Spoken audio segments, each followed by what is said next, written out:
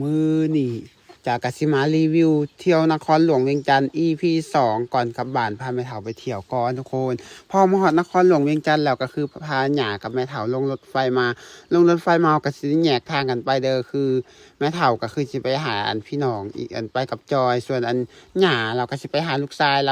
าอยู่นครหลวงนี่แหละมารับไปอยู่นำแบบพาเที่ยวส่วนจอยก็คือสิพาแม่เฒ่าไปเที่ยวกัน2คนแล้วก็ไปนำพี่น้องอยู่ที่นครหลวงเวียงจันทร์นี่แหละทุกคนอันนี้ก็คือลงสถานีรถไฟมาแล้วตื่นเช้ามามือต่อมาเขาก็ได้พักผ่อนหลายมือเติบไปกำลังจากกันกับพาแม่เฒ่ามาเที่ยวอยู่ในไอเต็กหรือว่าเป็นหางใหญ่ๆในนครหลวงเวียงจันทร์แต่พาแม่เฒ่ามาก็คือทุกคนบอกไหมพาเราไปคันได้เลื่อนเราบุญยอมไปแล้วแหลนหนีลัดเอาไว้พาอันพัดว่าขึ้นคันได้เลื่อนเราว่าย่านสิตกวินหัวจังซั่นสิพอเราส่วนเราพาไปขึ้นลิฟต์มาฮอดอันเห็นลิฟต์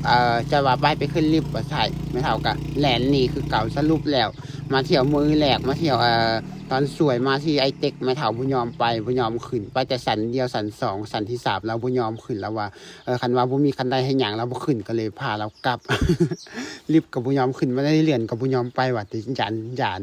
นว่าแต่จังสันก็เลยบ่ต้องไปสันไปกลับ พาเรากลับเลยทุกคนหลังจากนี้ตกแรงมากับพาเพิ่นมานำพี่น้องอยู่ที่นครหลวงมานำลุงกับป่าพาอันมาเที่ยวอยู่ในอ่าตั้งเจอมาก็คือตัวนี้แหละทุกคนบุญพระธาตุหลวงนครหลวงเวียงจันทร์เขาเจ้าจัดตั้งแต่วันที่1ฮอดวันที่5เดือนพฤศจิกาหรือว่าเดือนพฤศจิกนั่นแหละเดือน11ตั้งแต่เดือนวันที่1วันที่5เขาเจ้าจัดจอยกับพาแม่เฒ่ามาวันที่4เลยตอนแรกก็คือเพิ่นมาลิ้นนู่นนี่นั่นไปเลาะไปหันไปนี่นอนพักผ่อนแล้วก็ฮอดมือมันหมอที่สุดท้ายแล้วมื้อที่4แล้วจอยก็เลยพาเพิ่นมาเที่ยวตั้งแต่ตอนสวยจนฮอดกลางคืนจนดึกพุ่นน่ะทุกคนจนว่าเมื่อยคักสำหรับจอยแต่ว่าแม่เฒ่าบ่เมื่อยเลยบ่แม่เฒ่าก็ย่างไปผู้เดียว เราก็บ่ค่อยได้ยินเนี่ยเรามักไปผู้เดียวตลอดแล้วพอมานี่ไปถ่ายรูปหลายทีแม่เฒ่าบอกว่าโอ้ยเขาเรานุ่งสินบนเฮาเราบ่มีสินอยากได้สินจักว่าไปบ่อยากสั่นเดี๋ยวสิพาไปซื้อสินท่านก็คือพาแม่เฒ่ามาซื้อสินก็บ่มีสินสำเร็จรูปเลยทุกคนเขาเจ้ามีแต่เอาสายมัดเอาว่าซั่นก็เลยบอกให้แม่เฒ่ามาเลือกเอาเลยอยากได้อะไรเลือกเอาเลยเดี๋ยวจ่ายให้บ่ยากดอกว่าซั่นแล้วแม่เฒ่าก็คือมาเลือกเอาตามใจเลยแล้วว่าปกติคนลาวอยู่แล้วทุกคนปกติชนเผ่าลาวเด้อคันว่าไปเข้าวัดเขาจะให้ใส่ผ้าสิ้นนี่แหละเขาบ่ให้ใส่เด้อสงหรือว่ากางเกงนั่นแหละเขาบ่ให้ใส่เด้อคนลาวเวลาเข้าวัดจะต้องนุ่งสิ้นแบบนี้ครับพ่ออย่างแบบนี้นะก็เลยต้องมานุ่งสิ้นถ่ายรูปแม่เฒ่าว่าบ่ได้มาจากเทื่อนี่เป็นครั้งแรกก็อยากถ่ายรูปนุ่งสิ้นโอ้นุ่งสงมันบ่คือว่าซั่นก็เลยว่ามาซื้อสิ้นให้เพิ่นซื้อสิ้นแล้วก็เอาแต่สิ้นแล้วก็ไซส์ L รวมสิ้นกับไซส์ L ก็ตกอยู่ที่300,000กีบเฉพาะค่าสินแล้วก็ไซส์ L 300,000กิบเสื้อไทยบ่เอาแล้วเราว่ามีหลายแล้วอันนี้เอาเฉพาะแนวจำเป็นก่อนหลังจากนี้ตกแรงมากก็คือพากันมาเที่ยวมีบุญพระธาตุหลวงทุกคนกลางคืนมาโอ้โหวัดกลางคืนมาคนโคตรหลายเลยแต่ว่าก่อนอื่นว่าจอยก็พาเราไปกินข้าวนู่นนั่นแต่ว่าจอยก็เทื่อนี้บ่ได้รวมราคาให้เด้อทุกคนก็คือเอาแค่นี้แหละเอาแค่เฉพาะการเที่ยวหลังจากนี้ก็คือมาเต้นลินแบบโอ้โหลินย้อนยุคนะทุกคนหลังจากลินแล้วคนคือโค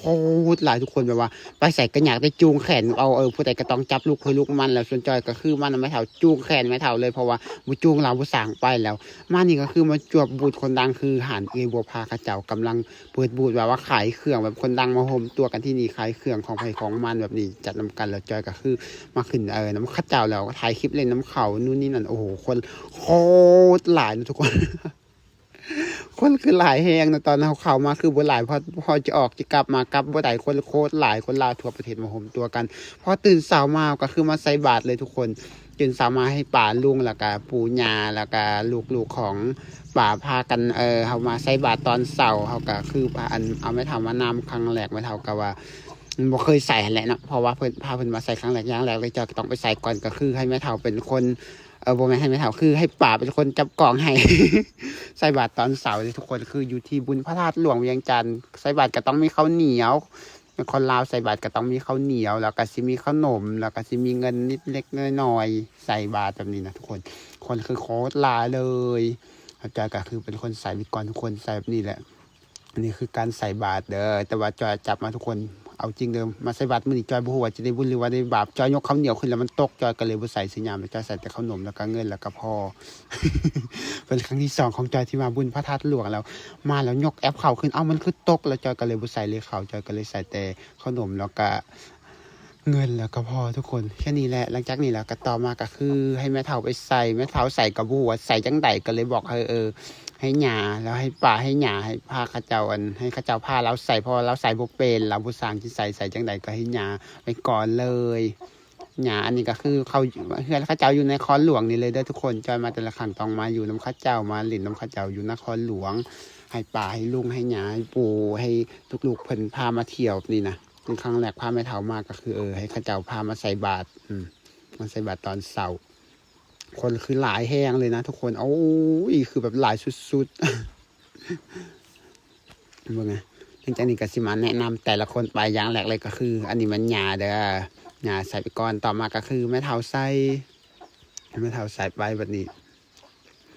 ต่อไปก็คือจะเป็นน้องพัชชาลูกหลาของป่าลูกสาวเพิ่นมี2 คนเด้อแล้วก็โบนัสเป็นเอื่อยเด้ออันนี้คือป่า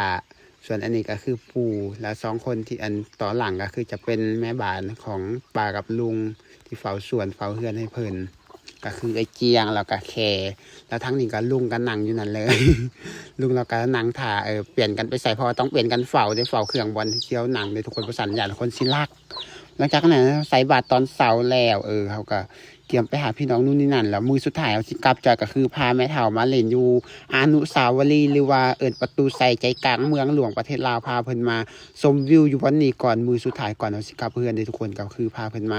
ขึ้นชมวิวก่อนขึ้นมาปกติกับคนลาวคนละ5,000 กีบแต่ว่าจอยขึ้นมาฟรีแม่เฒ่าว่าเอาเป็นอย่างคือฟรีจอยก็บอกว่ากันว่าเขาเป็นคนดังกันแหละเขาก็เลยให้เขาขึ้นฟรี คือ2 คนก็คือขึ้นมาทุกคนพาไปถามมาชมวิวเมืองหลวงของประเทศลาวคือแบบนี้เลยทุกคนเขาเจ้ากำลังสร้างตึกขึ้นเรื่อยๆเมืองหลวงประเทศลาวเริ่มมีตึกหลายขึ้นเรื่อยๆแต่ว่าส่วนหลายตึกก็จะเป็นของจีนเด้อ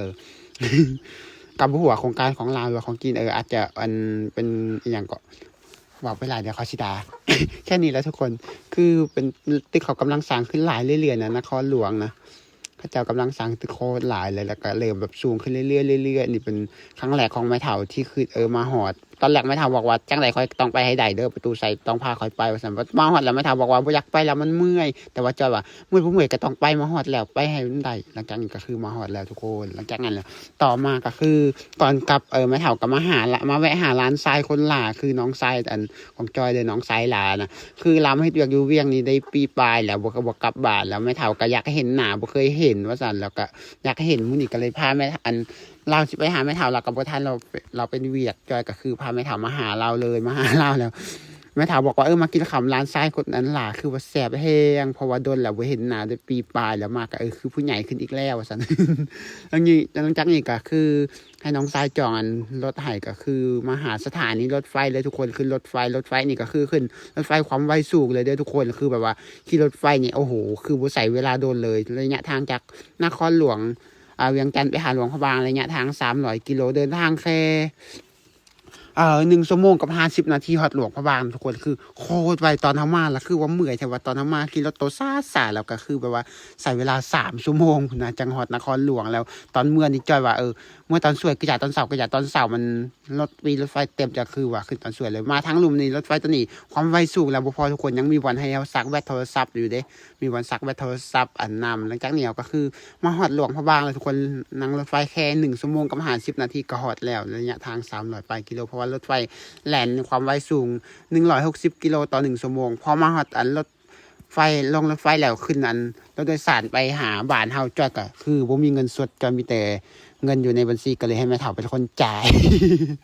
หลังจากนี้ก็คือคลิปตัวนี้จ้าสิได้ขอจบสำนี้แล้วเราไว้พบกันในคลิปหน้าสำหรับคลิปนี้ขอจบสำนี้แล้วว่าแล้วก็บ๊ายบายพบกันในคลิปหน้าเด้อ